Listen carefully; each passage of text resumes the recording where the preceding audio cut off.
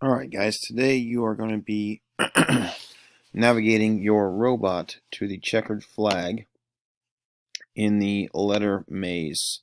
So again, once you get into VexCode VR, go to Playground right here and then switch to the wall maze.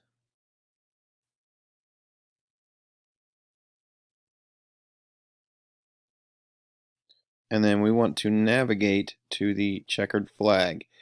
Alright, it's a little bit longer of a code, but it shouldn't be that big a deal. Remember, here's where your robot's starting. To get going, you just drag and drop and make sure you click them in space right there. So I'm driving forward, then I want to turn left. So I go to turn right. Now I'm going to switch it to turn left. It's going to turn left. Alright, and then I want to drive forward. So again, I can watch it go.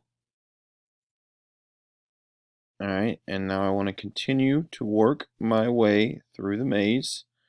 Alright, until I get to the checkered flag. So I'm going to go up this direction through this part of the maze and then all the way around till my robot gets to the checkered flag.